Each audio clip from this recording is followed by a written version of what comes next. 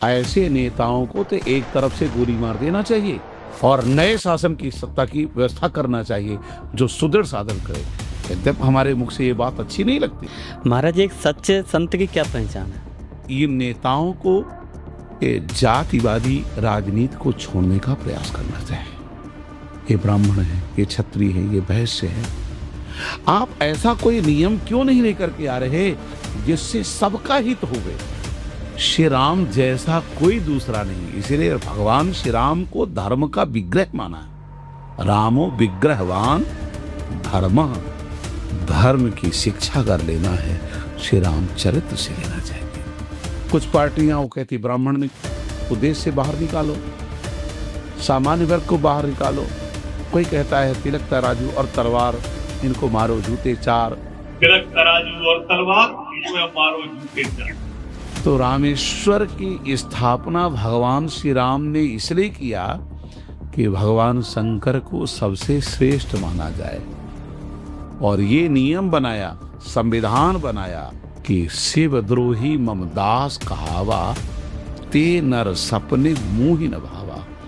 एक पार्टी की बात नहीं कर रहे हैं, ये सारी पार्टियां यही हैं। इसमें भाजपा भी कम नहीं है, हम नहीं कहेंगे भाजपा कम है।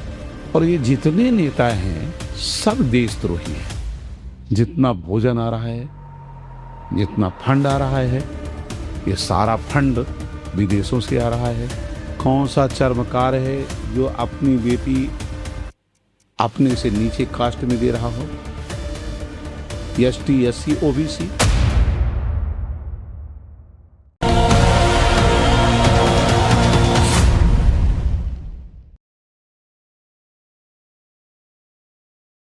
हरे Krishna everyone, welcome to Funtas talks.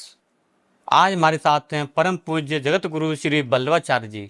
आज होगी धर्म राम कथा और अयोध्या की अनसुनी लीलाओं से लेकर कर्म भाग्य, जातिवादी राजनीति नेताओं के भ्रष्टाचार, आज के समय में रिश्तों पर खुलकर बातचीत, कुछ ऐसे सवाल जिन पर बात करना जरूरी है।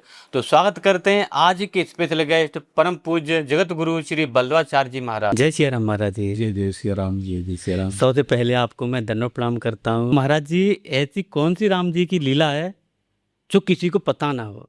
कुमार लक्ष्मण जब जंगल पुष्प लेने के लिए गए तो श्री राम जी महाराज ने किशोरी जी को अग्नि में प्रवेश करवाया। तुम पावक मह करहु निवासा, जब लग करो निशाचर नासा। तो लक्ष्मण हूँ यह मरम न जाना, जो कछ चरित्र चा भगवाना। लक्ष्मण कुमार भी इस मर्म को नहीं जान पाए और इस तरह से एक नहीं अनेक लीलाएं हैं जो समाज में नहीं आ पाई अब तक। जैसे भगवान श्री राम के दिव्य महारास हैं। ये महाराज 3 स्थलों पर हुए, अयोध्या, मिथिला और चित्रकूट। तीनों स्थलों के ये महाराज दिव्य हैं। कौशलखंड में, हनुमत संहिता में इनका वर्णन तो है पर ये विकसित नहीं हो पाए। बहुत सारे इस तरह से और भी चरित्र हैं।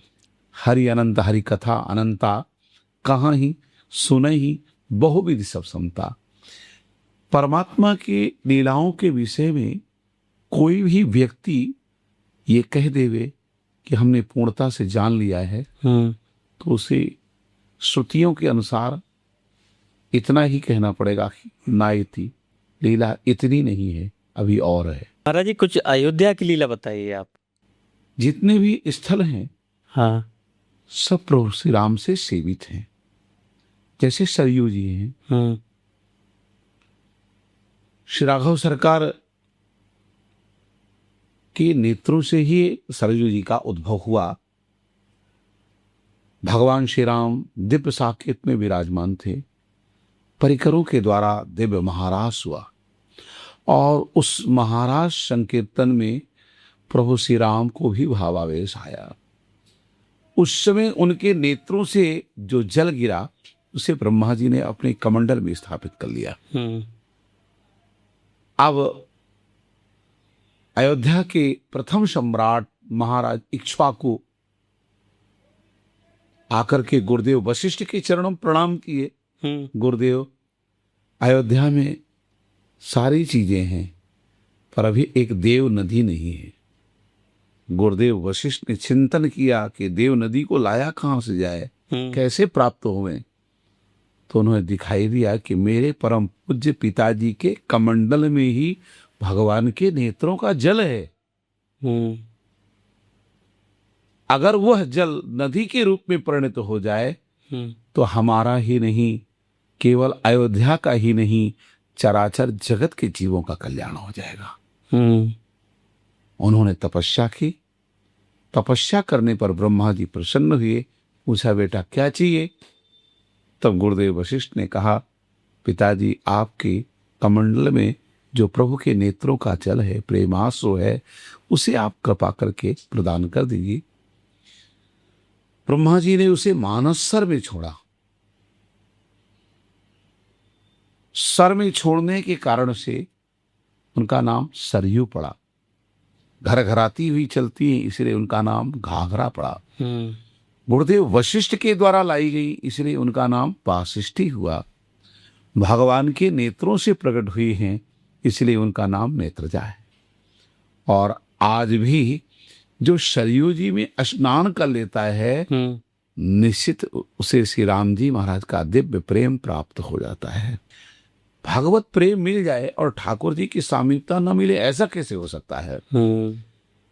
तो अगर बिना साधन, बिना तपस्या के हमें भगवत प्रेम की प्राप्ति चाहिए तो सरयू जी में डुबकी लगाओ, अपने आप ही मिल जाएगा।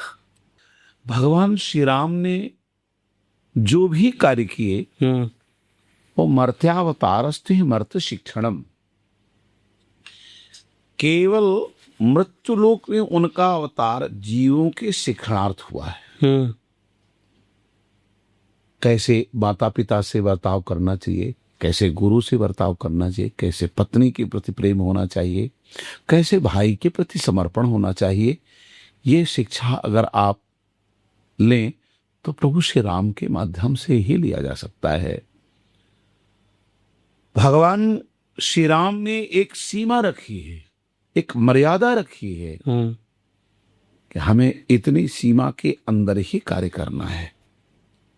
और वह नियमावली भगवान श्री राम में ही है। रावण से युद्ध चल रहा था। रावण के सारे अस्त्र समाप्त हो गए, रथ भी खंडित हो गया, सारथी भी मारा गया। रावण को लगा कि आज श्री राम मुझे अवश्य मार डालेंगे, बचना मुश्किल है, और श्री राम ही बचा दे तो बचा दे। उसने मानसिक प्रभु श्री राम की शरणागति ग्रहण की। मर्यादा सूक्ष्म देखिए। जब उसने मन से भगवत शरणागति ग्रहण किया रावण ने, तब प्रभु श्री राम ने कहा, रावण, ये श्री राम धर्म की मर्यादा को अच्छी तरह से जानता है। और सीता जी भी ये बात कहती है रावण से, विदिता सर्वधर्मज्ञ शरणागत वत्सला तेन मैत्री भवती यदि जीवित विच्छसी। अगर तुम जीने की इच्छा कर रहे हो तो श्री राम जी की शरण में चले जाओ, क्योंकि श्री राम शरणागत धर्म की मर्यादा को अच्छी तरह से जानते हैं, है ना। तो रावण के पास श्री राम जी आए, कहा, जाओ आज विश्राम करो, कल प्रातः काल तुम तैयार होकर के युद्ध करने के लिए आएगा। श्री राम कभी भी निहत्थों को नहीं मारता है, असहायों को नहीं मारता है, निराश्रितों को नहीं मारता है। यही श्री राम की मर्यादा है, यह राम का रामत्व है। एक नारी अपने प्रेम जाल में फंसाना चाहती है प्रभु श्री राम को, पर श्री राम के चरित्र की इतनी मर्यादा है कि उस नारी को श्री राम जी देखते भी नहीं हैं, बातें करते हैं, पर देखते सीता जी की ओर है। सीतई चितई कही प्रभु बाता, आए कुमार मोर लघु भ्राता। ये राम की मर्यादा है। बचपना है, एक पुत्र का कर्तव्य है सबसे पहले माता पिता को प्रणाम करे, गुरुजनों को प्रणाम करे, तो राम जी की ये मर्यादा है। प्रात काल उठ के रघुनाथा, मात पिता गुरु नावहि माथा। एक पुत्र का कर्तव्य है कि अपने पिता की आज्ञा के बिना, माँ की आज्ञा के बिना, गुरुजनों की आज्ञा के बिना कोई कार्य नहीं करना चाहिए। भगवान श्री राम ने उसे भी पालन किया। आय सुमांग करे पुर काजा, देख चरित हर से मन राजा। जब तक आज्ञा नहीं, गुरु का सम्मान कितना होना चाहिए श्री राम जी के चरित्र में दिखता है। जब तक गुरुदेव विश्वामित्र जी ने भगवान श्री राम को धनुष तोड़ने के लिए नहीं कहा, तब तक श्री राम जी ने इच्छा भी नहीं की धनुष तोड़ने की। अपने से नहीं पूछा है कि धनुष तोड़ना है क्या, हम तोड़ दें ना। श्री गुरुदेव कह रहे हैं कि उठो राम पंजों भव चापा, मेटव तात जनक परितापा। आप उठो और भगवान शंकर के पिनाक का खंडन करो। गए तो जाते ही तोड़ नहीं दिया। उन्हें पता है कि हम मानव धर्म को शिक्षा देने के लिए आए हैं, तो किसी भी काम को करने के लिए अपने गुरुजनों का आशीर्वाद लेना अति आवश्यक है। धनुष उठाने जा रहे हैं श्री राम जी, और गुरु ही प्रणाम मन ही मन कीना, अति लाघव उठाए धन लेना। भगवान श्री राम के लिए 14 वर्ष का वनवास मां कैकेयी ने मांगा। क्या श्री राम जी ने कहा कि मैं नहीं जाऊंगा? नहीं कहा। क्यों नहीं कहा? क्योंकि उनकी मर्यादा है, मां की आज्ञा का पालन करना है। 3 माताएं हैं, ये कौशल्या के लाल हैं। कहते थे कि तुम मेरी मां नहीं हो, मैं तुम्हारी आज्ञा का पालन क्यों करूं? किंतु नहीं, महाराज श्री चक्रवर्ती ने इन्हें पत्नी के रूप में स्वीकार कर लिया है, तो ये मेरी मां है। भगवान श्री राम ने प्रकृति में जन्मी हुई नारी धर्म को मातृवत ही माना है, और मातृवत मानने के कारण से सांसारिक चिंतन नहीं हो सकता है। महाराज बलि ने एक बार श्री युधिष्ठिर जी से पूछा, कथा बहुत लंबी है, यद्यपि त्रेता सतयुग के महाराज बलि हैं और द्वापर के श्री युधिष्ठिर जी हैं, पर उन कथाओं की ओर नहीं जाएंगे। बलि जी ने पूछा, सारी दुनिया में सबसे सुंदर कौन है? और यही प्रश्न यक्ष ने भी किया कि सबसे सुंदर कौन है? कहा मेरी मां। फिर तुम बचे कैसे रहते हो? कहा मुझे पता है कि मेरी मां है, मैं इनका पुत्र, इसलिए मेरा स्वरूप बचा रहता है। तो भगवान श्री राम ने भी नारी शक्ति को मात की रूप में देखा। ये भी भगवान श्री राम की मर्यादा है। मिथिला में गए, एक एक से सुंदरी युवतियां दौड़ पड़ी। युवती भवन झरोखन लागी, निरखई राम रूप अनुरागी, है ना? क्योंकि राघव सरकार का इतना रूप लावण्य था कि जिधर जाते थे तो माताओं में क्या पुरुषों में जादू चल जाता था, है ना? महाराज जनक बोल रहे हैं, ब्रह्म जो निगम नेत कही गावा, उभय बेश धरि की सुयावा, सहज विराग रूप मन मोरा, थकित होत जीव चंद चकोरा। एक मिथिला का सम्राट राजा वो कह रहा कि मैं इनके रूप माधुरी से मुग्ध हो गया, है ना? तो नारियों की तो बात ही क्या, पर नहीं, एक मर्यादा है। जितना हमें जिसके साथ जैसा व्यवहार करना चाहिए वैसा ही हमको रख। दंडकारण्य के ऋषि मुनियों ने साधना किया, भगवान श्री राम का दर्शन हुआ। उन्होंने सोचा था कि भगवान श्री राम के चरणों से एक पत्थर की शिला की नारी बनवाएंगे, किंतु जब श्री राम को देखा उनके रूप औदार्य को देखा, कहा नारी बन जाना ज्यादा अच्छा होगा। श्री राम जी ने कहा ये हमारा मर्यादा का स्वरूप है, मर्यादा का लंघन नहीं कर सकता। सागर वेला का लंघन कर सकता है, चंद्रमा हिमता का त्याग कर सकता है, पर श्री राम अपनी मर्यादा का त्याग नहीं कर सकते। पिताजी ने कहा कि राम तुम्हारी जैसी इच्छा हो, कैकेयी ने मुझसे वरदान मांग लिया है। राम जी ने कहा मुझे जाना है, पिताजी की आज्ञा का पालन करना, जंगल में रहना। अपने भवन में रखने के लिए निषाद राजगुह तैयार हुए, विभीषण जी, सुग्रीव जी, पर श्री राम ने कहा नहीं, जंगल में रहने की हमारी एक मर्यादा है। जंगल में रहना कोई हंसी खेल है? ठंडी गर्मी बरसात सारे कष्ट सहने पड़ते हैं। तो भगवान श्री राम ने पग पग पर मर्यादा का ध्यान रखा है, इसलिए उनको मर्यादा पुरुषोत्तम कहते हैं। तो एक बड़ी सुंदर चौपाई आती है, सुन जननी सोई सुत बड़ भागी, जो पित मात बचन अनुरागी। तो इस चौपाई का थोड़ा सा आप उच्चारण करके जो व्यूअर सुनना चाहें आपको। सुन जननी सोई सुत बड़भागी, जो पितु मात बचन अनुरागी। बड़भागी बेटा वही है जो अपने माता पिता की आज्ञा का पालन करे। पुत्र कहने का अधिकार भी उसी बालक को है, क्योंकि माता पिता कोई भी निषिद्ध आज्ञा नहीं दें।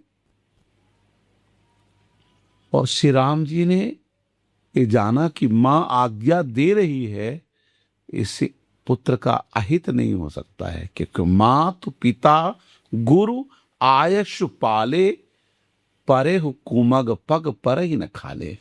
माता पिता की आज्ञा का पालन अगर आप कर रहे हो और ऐसा लग रहा है कि आज्ञा पालनी नहीं समझ में आ रही है और आप पालन करते हो, तो निश्चित ही आपका पराभव नहीं होगा, आपकी उन्नति होगी, उसमें भी कृपा छिपी हुई है। अगर मां को कैकेयी की आज्ञा का पालन प्रभु श्री राम ने किया है, तो श्री राम का पराभव नहीं हुआ है, श्री राम को लाभ ही हुआ। जंगल में पशु पक्षी उनके मित्र बन गए, है ना। अगर मां कैकेयी ने वनवास न दिया होता, मां कैकेयी जानती थी मां को कष्ट तो है। प्रभु श्री राम को मां कैकेयी अम्बा ने दुग्ध पान कराया है। श्री कौशल्या जी से कम श्री राम जी से प्रेम नहीं करते थी मां, पर ये पता है कि हमारा लाल जंगल जाएगा और रावण कुंभकर्ण इत्यादि का वध करेगा, जिसकी कीर्ति दिग दिगंतर में फैलेगी, देवता सकुशल हो जाएंगे, समाज का कल्याण होगा। मां कैकेयी ने समाज कल्याण के लिए, समाज सुधार के लिए ऐसा कठोर कदम उठाया है। नहीं तो मां कैकेयी श्री राम जी के लिए वनवास कभी नहीं मांगती। एक नहीं 1000 मंथरा लग जाती, ये तो केवल नाटक था। तो कैकेयी की भी एक मर्यादा ही समझ रही है इसको, क्योंकि मां का कर्तव्य है, हमारे पुत्र की कीर्ति कैसे बढ़ेगी ये मां सोचती है ना जी। मां आपको 4 झापड़ मारती है तो आप रोते हो, कहते हो मां ने मारा है। अगर मां ने 4 झापड़ न दिए होते तो आपका जीवन नहीं सुधरता, है ना। तो कैकेयी अम्बा ने श्री राम को राम बनाया है। भगवान श्री राम से हम क्या क्या और सीख सकते हैं महाराज जी? भगवान श्री राम से हम दयालुता सीख सकते हैं, उदारता सीख सकते हैं।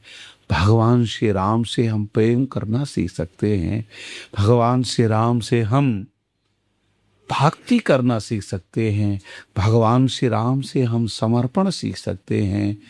भगवान श्री राम से गुरु चरणों की शरणागति सीख सकते हैं। भगवान श्री राम से हम सब कुछ सीख सकते हैं जो जीवन का है, क्योंकि नीति प्रीति परमारथ स्वार्थ को न राम समझान यथारथ। भगवान श्री राम जैसा नीति की कोई नहीं, भगवान जैसा परमार्थी कोई नहीं है, और भगवान जैसा स्वार्थी भी कोई नहीं है ना। स्वार्थी क्या है भगवान श्री राम? कि जो बिछड़े हुए जीव हैं ये सब हमारी शरण में आ जाएं तो इनके जन्म जन्मांतर का कष्ट हो जाए। भगवान श्री राम की नीति क्या है? समाज को सुधारना है। ये इनके इन प्रकारेण एक दुष्ट का दलन होगा तो दूसरा दुष्ट अपने आप ही दब जाएगा, समाप्त हो जाएगा, है ना। अगर रावण का दलन हो जाएगा तो सारे दुष्ट अपने आप ही शांत हो जाएंगे। भगवान श्री राम की नीति है प्रेम। भगवान श्री राम का कितना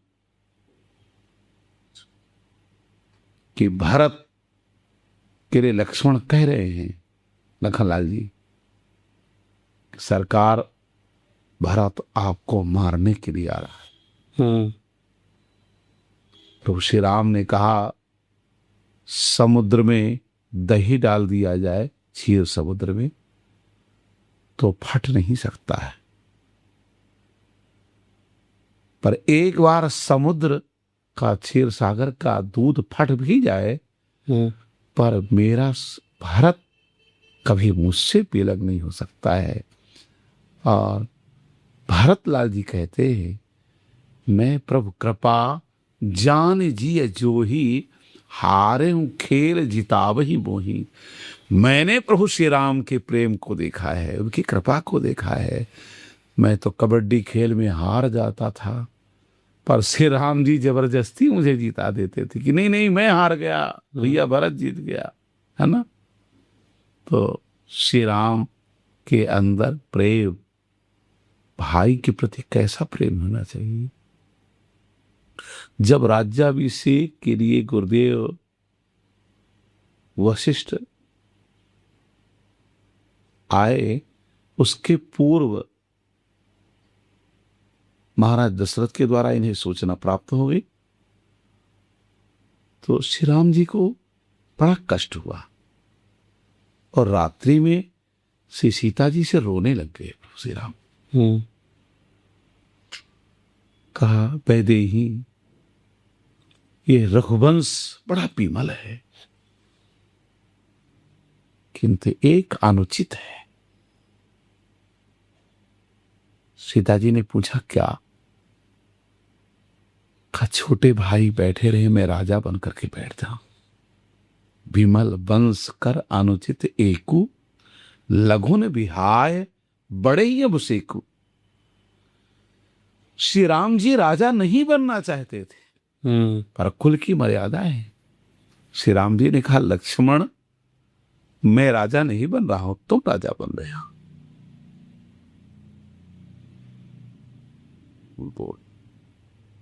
दूसरी मर्यादा देखिए, जिस मां के कारण से श्री राम जी का वनवास हुआ उस मां को तो त्याग देना चाहिए ना जीवन भर के लिए। तुमने मेरे साथ सौतेला व्यवहार किया, श्री राम ने त्यागा नहीं। वनवास काल में और वनवास से लौटने के बाद 2 बार माता कैकेयी से मुलाकात हुई श्री राम जी के।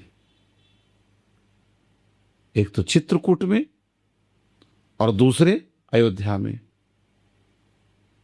अपनी मां से पहले प्रभु श्री राम ने कैकेयी मां को प्रणाम किया। कैकेयी मां के अंदर ग्लानि थी, मेरे कारण से श्री राम को वनवास हुआ।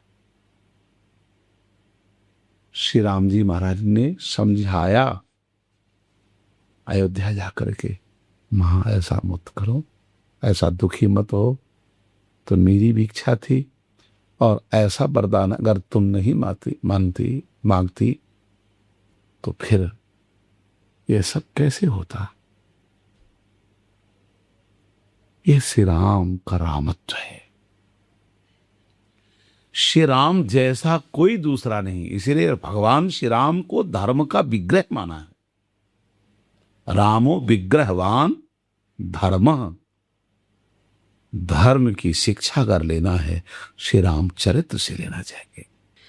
महाराज श्री राम से मिलने का सदमार्ग क्या है? प्रेम पूर्वक भगवान नाम जप, बहुत सरल साधन है। प्रीति, प्रतीति और सुरीति के साथ भगवान से प्रेम हो, प्रतीत हो और भजन करने की रीति हो। 3 चीजें होनी चाहिए। एक बात है, अगर प्रेम होगा तो जिससे प्रेम होगा उसका चिंतन होगा, उसका नाम स्मरण आएगा। से बेटे से प्रेम है तो बेटे का चिंतन होगा, बेटे का नाम याद आएगा बार बार। आप किसी का नाम लेना चाहते हो और बार बार बेटे का नाम आ जाता है, ऐसा आपने अनुभव किया होगा। जी जी। भाई का नाम आ जाता है, क्योंकि उससे लगाव है, उससे अपनापन है। तो राम जी से प्रेम हो जाए, अपनापन हो जाए, प्रतीत हो जाए। प्रतीति कैसे हुए? मित्र जैसे हुए। जैसे एक मित्र का प्रेम होता है तो मित्र को यह विश्वास रहता है कि एक बार हमारे भाई, माता पिता, स्वजन संबंधी हमारा साथ नहीं देंगे, पर हमारा मित्र जरूर साथ देगा। यह प्रतीत है उसको, है ना। और सुरीति माने नियम। श्री राम जी से मिलने का जो एक नियम है, एक मर्यादा है। आप एक बात बताओ, किसी प्रधानमंत्री के पास शराब पी करके जा सकते हो आप? नहीं। उद्दंडता पूर्वक जा सकते हो? नहीं जा सकते। गलत काम करके आप जा सकते हो? नहीं जा सकते।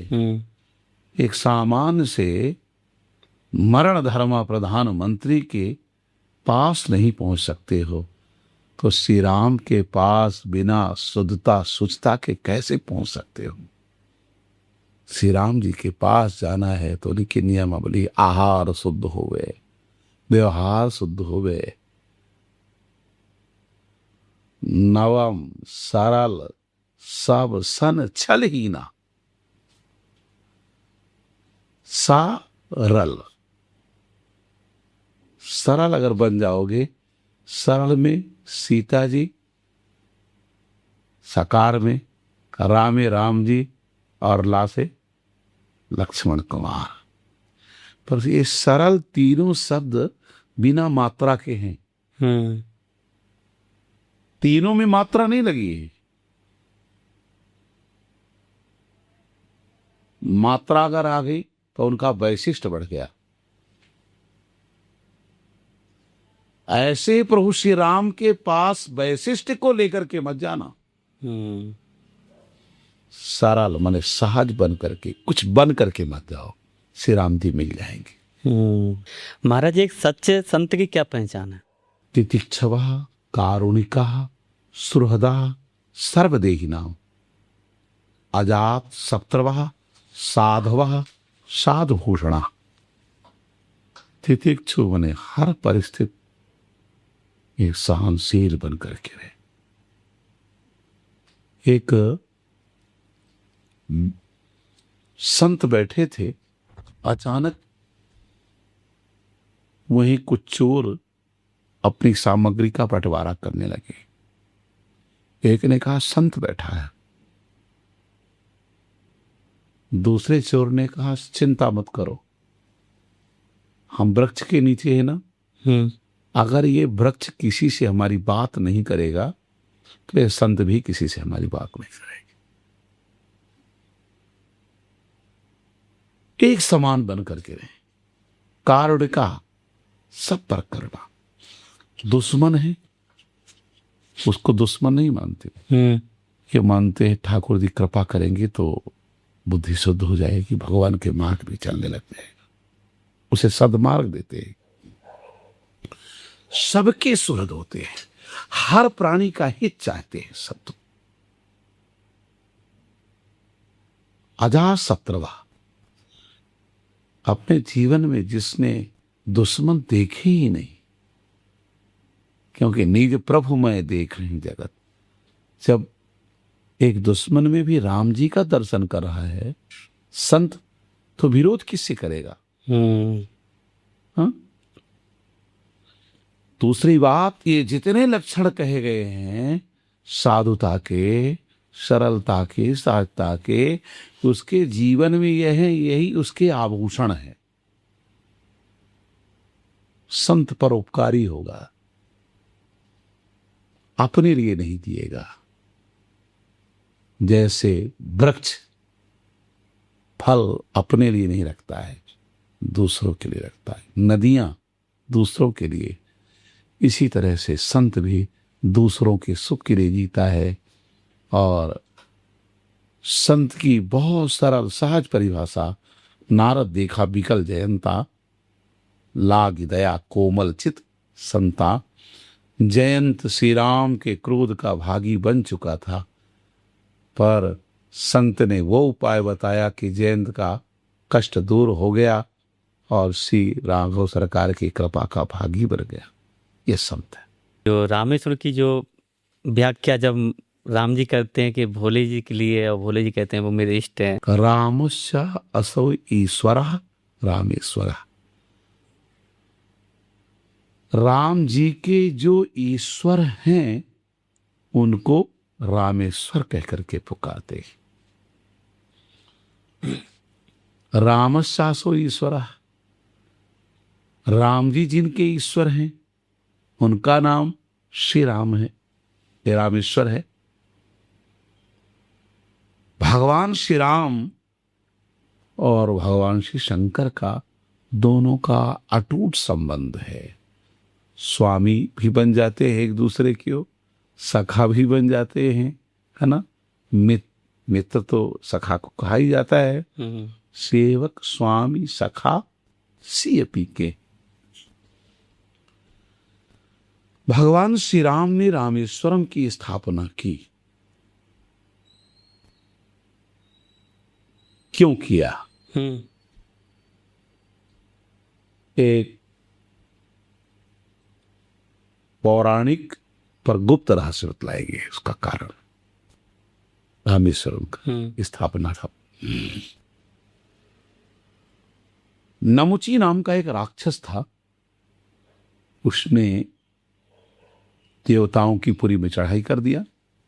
और जब चढ़ाई किया तो सारे देवता ब्रह्मा जी के पास पहुंचे। ब्रह्मा जी भगवान नारायण के पास पहुंचे। भगवान नारायण ने कहा ये कार्य केवल भगवान शंकर कर सकते हैं, उनको बुलाया जाए। शंकर जी का आगमन हुआ। प्रभु श्री राम ने कहा भोलेनाथ आप पाखंड रूप धारण करके नमुची नाम के राक्षस का पतन करें। आप पाखंड वेश धारण करें। भगवान भूत भावन भोलेनाथ ने कहा कि अगर मैं पाखंड वेश धारण करूंगा तो मेरा भी पतन हो जाएगा, क्योंकि पापस्य खंडा पाखंडा, पाप के ये खंड को पाखंड कहते हैं। श्री राम जी ने कहा नहीं, आपका पतन नहीं होगा। आपको मैं षडाक्षर राम मंत्र प्रदान करता हूं। भगवान शंकर को श्री राम जी ने षडाक्षर राम मंत्र की दीक्षा दी, और वही मंत्र आज भी भोलेनाथ जपते हैं। महामंत्र सोई जपत महेश, काशी मृत हेतु अवदेशु, तुम पुन राम राम दिन राति, सादर जपऊ अनंग आराती। नाम जप करते। हम्म। नमुची नाम का राक्षस को पतन करने के लिए मुंडों की माला धारण की, चिता की भस्मी लगाई, एक छोटा सा निवेदन किया, भगवान मैं श्रेष्ठ हूं, लोग कैसे मानेंगे। प्रभु श्री राम ने कहा कि जब जब मेरा अवतार होगा तब तब मैं श्री रामेश्वरम की स्थापना करूंगा, भगवान शंकर की पूजा करूंगा। तो रामेश्वर की स्थापना भगवान श्री राम ने इसलिए किया कि भगवान शंकर को सबसे श्रेष्ठ माना जाए, और ये नियम बनाया, संविधान बनाया कि शिवद्रोही मम दास कहावा, ते नर सपने मुंह ही न भावा। भगवान शंकर का द्रोही हो और मेरा दास हो, वो मुझे स्वप्न में अच्छा नहीं लग सकता है, कदापि अच्छा नहीं लग सकता है। और एक बात और विशेष कह दी, कहते शिव सेवा कर सुत फल सोई, अविरल भगत राम पद होई। भगवान शंकर की सेवा करने का फल भगवान श्री राम के चरणों में प्रेम होना। और महाराज जी काशी में बताते हैं कि जो काशी में चाहे जीव जंतु कोई भी हो, चराचर जो भी हो, वो जब भगवान को धाम को जाता है और वो बताते हैं कि वहाँ भगवान शिव स्वयं उनके कान में जाके राम राम कहते हैं। हाँ, कहते हैं, क्योंकि राम नाम एक ऐसी जड़ी है, ऐसी औषधि है कि वह जीवात्मा नाम स्मरण करने मात्र से ही मुक्त हो जाता है। अब तो मर गया, पर भगवान शंकर मरने के बाद भी नाम लेते हैं। राम नाम कह करके उसके आसपास की यमदूतों को भगा देते हैं। जब यमदूत नहीं रहेंगे तब भगवान के पार्षद आएंगे, और पार्षद आएंगे तो भगवत धाम लेकर के जाएंगे। तो इसीलिए कहते धन्यास्ते कृतिना पिबंति सत्तम श्री राम नामामृतम। धन्य वो प्राणी हैं जो राम नामामृत का पान करते हैं। और भोलेनाथ कहते हैं पेयम पेयम श्रवण पुट के कोपी काशी निवासी। कोई काशी वासी इस नामामृत का एक बार पान तो कर लेवे और मुक्त हो जाए। तो ये भवसागर से मुक्त होने के लिए इससे बड़ी कोई दवा नहीं है। अच्छा महाराज, जैसे कि वो जो काशी का निवासी है वही व्यक्ति मतलब आवागमन उसका बंद हो जाता है। जैसे सपोज करो मेरे प्राण चले गए, मैं मर गया, और मैं जाके नहीं तो काशी में अगर मेरी त्वचा को वो अग्नि जलती है तो क्या वो भी नहीं आएगी फिर क्या? या वहाँ का जो वासी है? काशी वासी ही नहीं, काशी क्षेत्र में जो भी पहुंच जाता है हो जीव मात्र का कल्याण करते हैं। उस सीमा के अंदर पहुंच जाए तो यह निश्चित है भोले बाबा उसके कल्याण में लग जाते हैं। और वैसे राम नाम तो कहीं भी लिया जाए, जो कबीरा काशी मरे तो राम ही कौन नहीं हो रहा, है ना। कबीरदास जी कहते अगर मैं काशी में मर करके मुक्त हूँ तो राम जी का मेरे ऊपर कौन सा अनुग्रह है। तो कहीं भी मृत्यु हो जाए और भगवान नाम जप करते हुए मृत्यु हो तो वह जीवात्मा भवसागर से पार हो जाता है। बहुत सारे लोग कहते हैं कि हम अच्छे कर्म करते हैं फिर भी दुख आता है, ऐसा क्यों होता है? ऑपरेशन होता है। हाँ, ऑपरेशन जरूरी है। आपने जो पाप किया है पूर्व जन्म में या इस जन्म में, जान और अनजान में जो पाप हो जाते हैं, हम चलते हैं, चींटी हमारे पैर से दब जाती है, ध्यान नहीं दे पाते हैं, श्वास वायु से कीड़े चले जाते हैं, अन्न में जो पाप है, अन्न का पाप भी तो आपके पास है भाई। जो भी आप अन्न भक्षण करते हैं तो सबसे पहले उसमें कीटनाशक दवाइयां डाली जाती हैं, काटा जाता है और फिर उसको थ्रेसर से या बैलों के माध्यम से उसकी गहाई होती है तो कीड़े मरते हैं, है ना। तो इस तरह से जो पाप में अन्न है उसका भक्षण हम करें तो जीवों का पाप किसके पास आया? हमारे पास आया। तो उसका फल कौन भोगेगा? हमें भोगते हैं। हम ही को भोगना पड़ेगा। तो जान और अनजान में अज्ञात अपराध भी होते हैं, तो अगर अपराध हो गया तो उसको भोगना पड़ेगा ही। और भगवान कहते मेरे भक्तों को भोग लेने में कोई नुकसान नहीं है, जो अच्छे कर्म में लगे हैं इनका नष्ट हो जाएगा तो आगे के लिए सकुशल स्वस्थ हो जाएंगे, फिर आवागमन के चक्कर से मुक्त हो जाएंगे।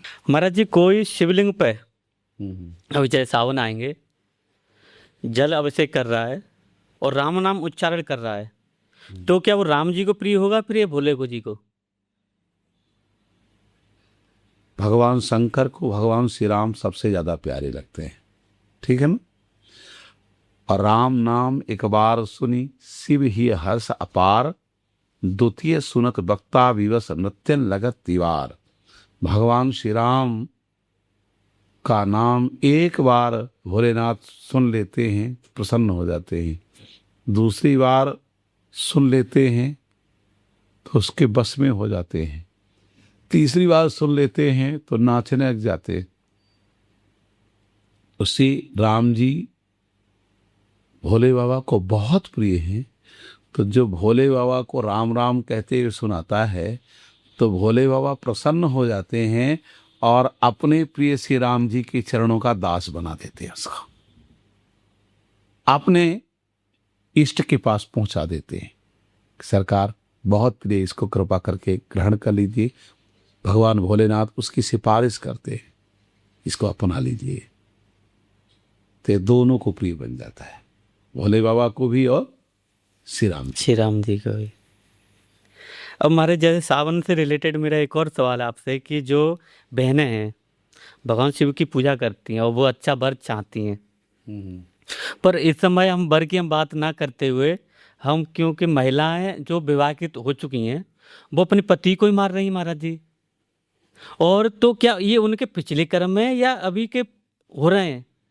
एक बात है, जो पति को मार रही हैं वो अपने जीवन में न सावन सोमवार करती हैं और न मंगलवार करती हैं, वह केवल अपने जीवन को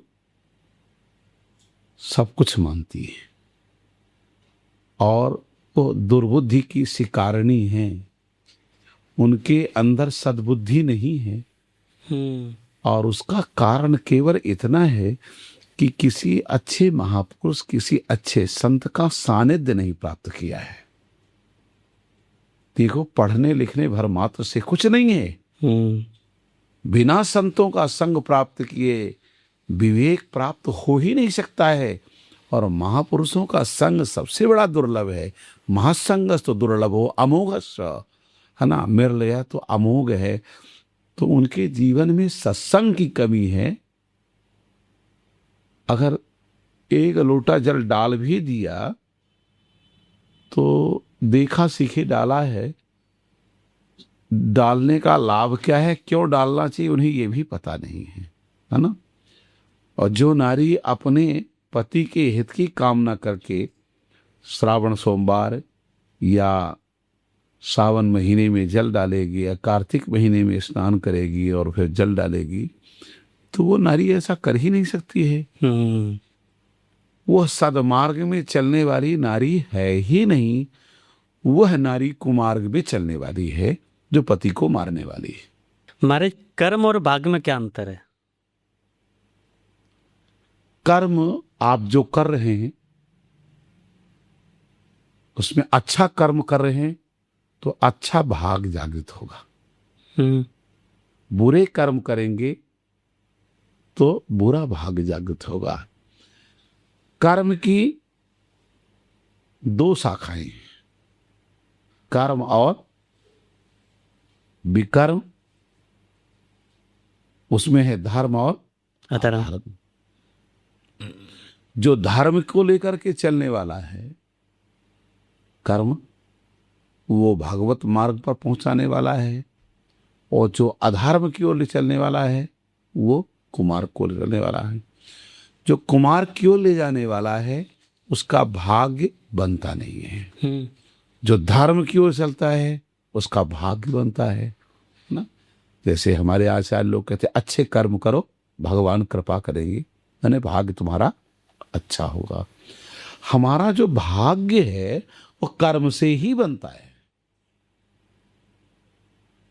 कर्म अच्छे नहीं होंगे तो आपका भाग्य भी अच्छा नहीं हो सकता है।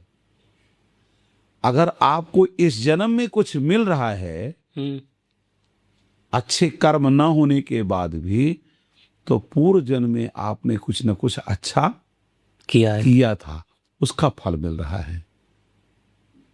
एक बहू थी तो दरवाजे में आए हुए भिखारी से कहने लगी कि आप लौट जाओ, आपको भिक्षा नहीं मिलेगी। पूछा क्यों? कहा हमारे घर के लोग बासी खाते हैं इसलिए नहीं मिलेगी।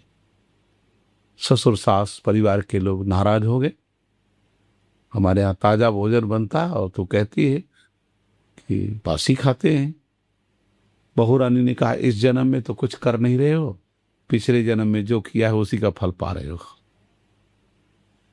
तो हमने जो पिछला किया था उसका तो अच्छा कुछ मिल रहा है, थोड़ी देर के लिए ऐश्वर्यशाली बने हुए दिखाई देते हैं।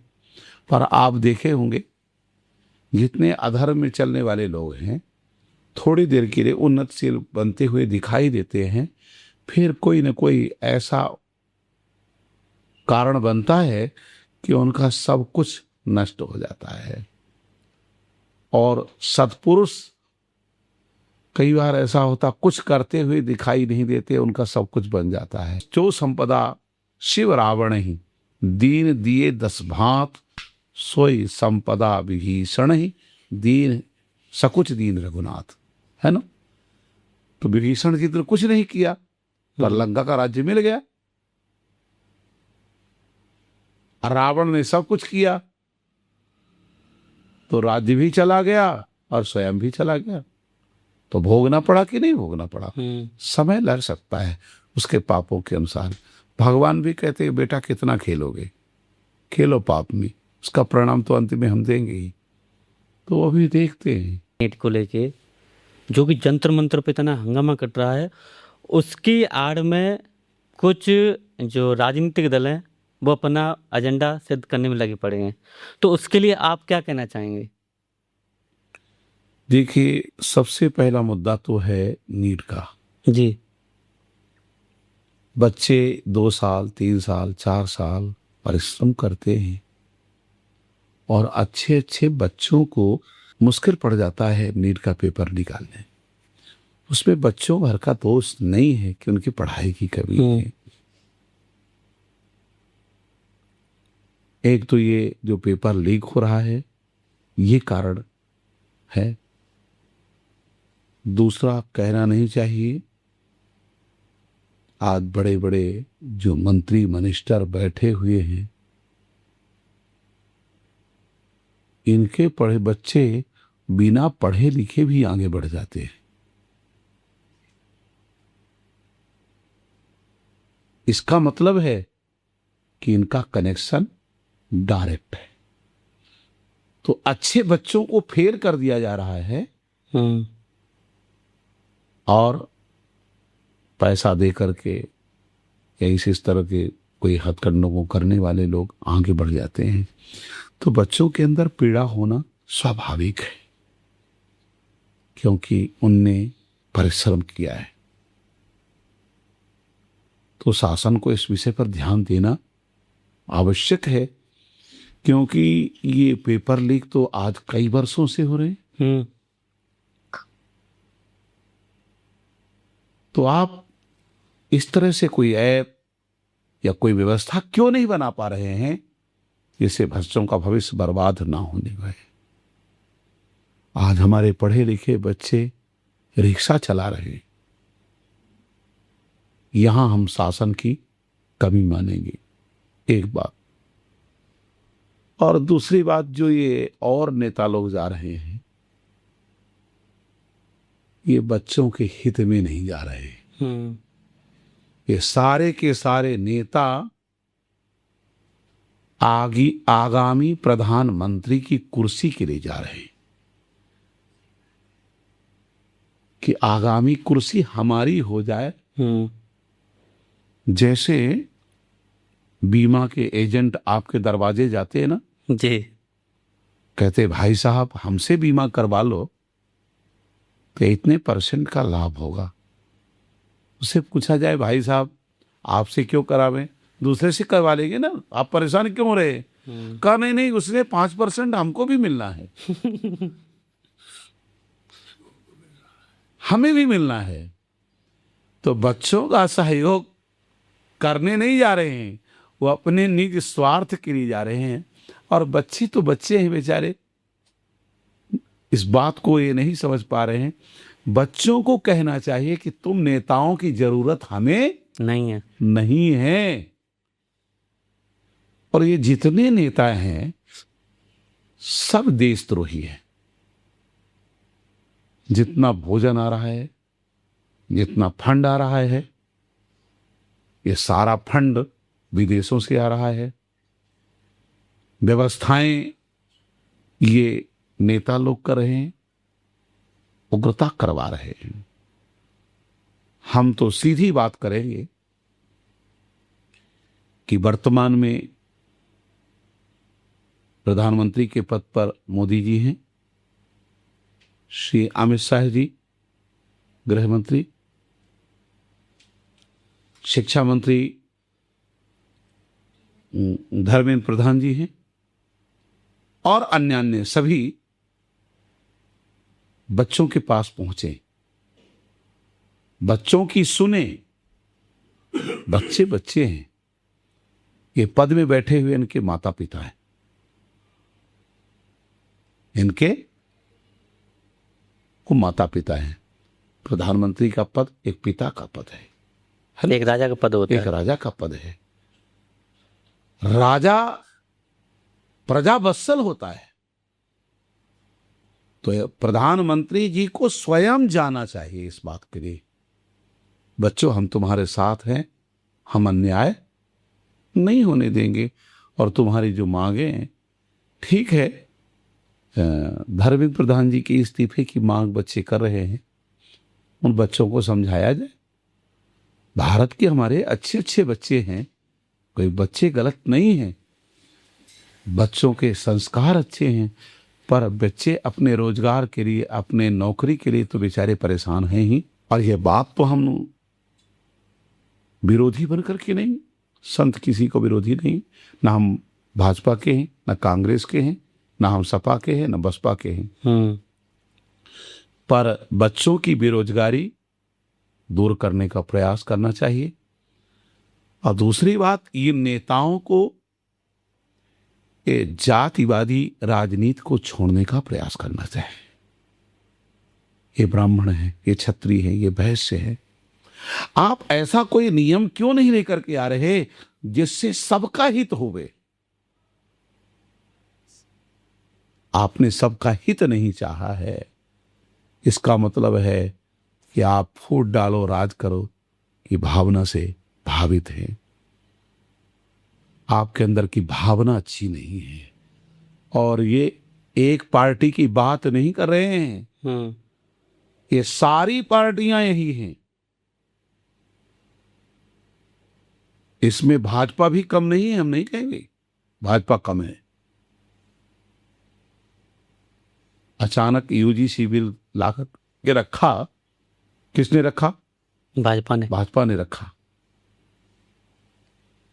तो भाजपा भी समाज में फूट डालना चाहती है। एक व्यक्ति तो कुछ कोई सही हो, क्या सामान्य वर्ग का व्यक्ति आपका विरोधी है? और जब वोट लेने जाना होता है तो आपका प्रेमी बन जाता है वो। उनके बच्चों को आप जेल भेजना चाहते हो। ये क्या नीति है आपकी? कुछ पार्टियां वो कहती ब्राह्मण को देश से बाहर निकालो, सामान्य वर्ग को बाहर निकालो। कोई कहता है तिलक तराजू और तलवार, इनको मारो जूते चार। क्या तुम नेता होकर कि यही करोगे, यही करवाओगे? ऐसे नेताओं को तो एक तरफ से गोली मार देना चाहिए और नए शासन की सत्ता की व्यवस्था करना चाहिए जो सुदृढ़ साधन करे। यद्यपि हमारे मुख से ये बात अच्छी नहीं लगती, पर ये सारे के सारे नेता गलत हैं। इस विषय से हमको भी बहुत पीड़ा है और आज आपके माध्यम से हमने चर्चा कर दिया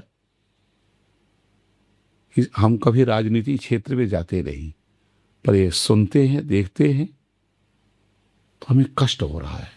क्योंकि महाराज ये जो समाज भी है ना, ये संत से ही तो है।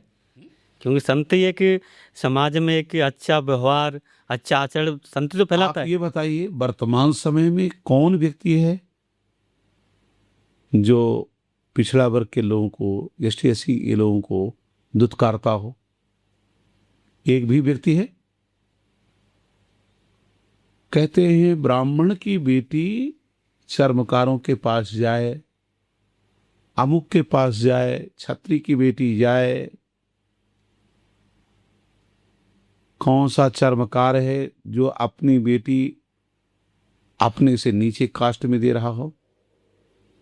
एसटी एससी ओबीसी, ये जितने नेता हैं सबके पास बिटिया होंगी, सबके पास लड़के होंगे। अपनी अपनी बेटी और अपने अपने लड़के छोटी कास्ट में पहले ब्याहें, फिर समाज सुधार की चर्चा करें। तुम क्यों नहीं कर रहे भाई साहब? नहीं तो नियम अनुसार समाज जैसा चल रहा है वैसे चलने दीजिए। अरे हम कहते हैं एसटी एससी की लड़ाई है तो एसटी वाले एससी के हम विवाह कर दे।